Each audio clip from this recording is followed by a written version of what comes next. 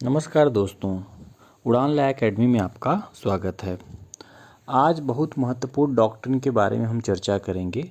भारतीय दंड संहिता की धारा 301 के बारे में, जो ट्रांसफ़र ऑफ मैलिस की बात करती है। ट्रांसफ़र ऑफ मैलिस, यहाँ पे मैलिस का अर्थ मेंजरिया से है, मीन्स दुराशय का स्थानांतरण। ट्रांसफ़र ऑफ मैलिस, आइए रीड करते हैं सेक्शन 301।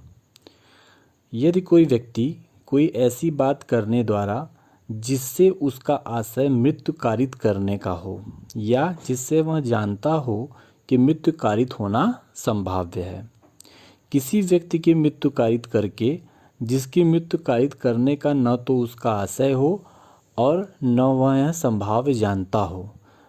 यहाँ तक इसका अर्थ ये है कि जिसको वह मारना चाहता था, जिसकी मृत्यु वह कारित करना चाहता था, उसके अन्यथा किसी दूसरे व्यक्ति की मृत्यु कारित कर देता है, जिसको न वो जानता था कि इसकी मृत्यु कारित हो जाएगी।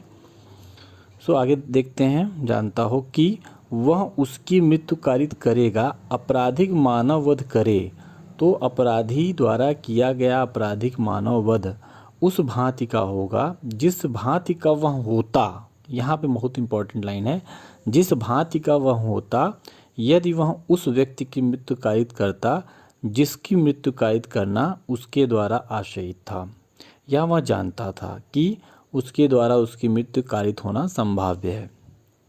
तो सिंपल से अर्थों में अगर हम समझें, यदि कोई व्यक्ति किसी का आपराधिक मानव वध कारित करता है और जिसका वह आपराधिक मानव वध करना चाहता था उससे अन्यथा किसी का आपराधिक मानव वध कारित कर देता है, तो वह उसी भांति के दंड से दंडित किया जाएगा जिस भांति के दंड से उसे दंडित किया जाता यदि वह जिसको मारना चाहता था, जिसकी मृत्यु कारित करना चाहता था, उसकी मृत्यु कारित हो जाती।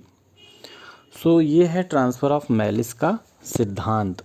अब अगर हम इंग्लिश में भी देख लें इसके बारे में थोड़ा सा, ट्रांसफ़र ऑफ मैलिस को, तो इसको ट्रांसमिग्रेशन ऑफ मैलिस भी कहते हैं।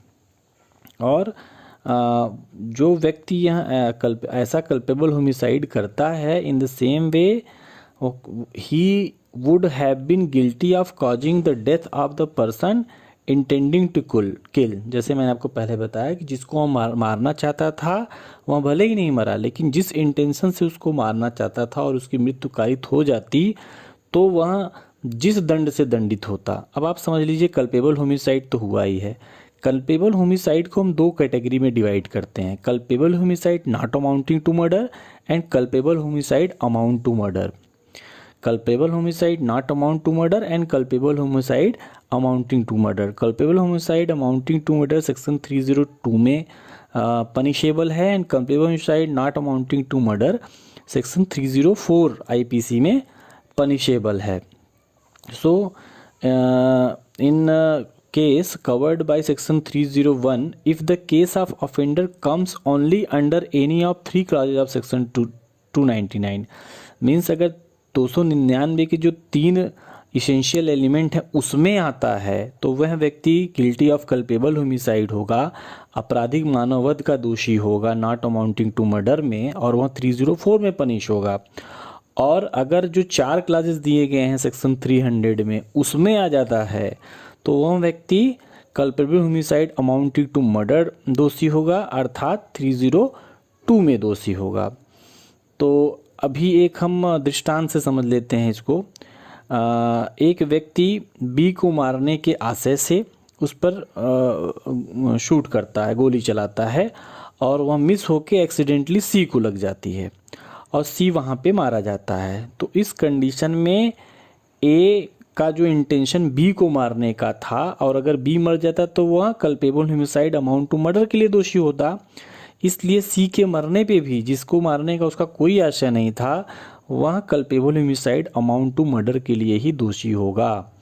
तो हम इससे अंतिम निष्कर्ष यह निकलता है कि सेक्शन 301 में पनिशमेंट 2 तरीके की होगी, culpable homicide amounting to murder and culpable homicide not amounting to murder.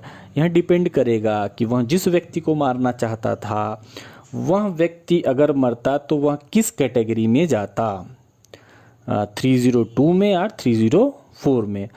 तो उम्मीद है कि आपको यह कॉन्सेप्ट समझ में आया होगा। अगर कॉन्सेप्ट समझ में आया हो तो प्लीज़ इसको वीडियो को लाइक करें, सब्सक्राइब करें, शेयर करें। Thank you very much.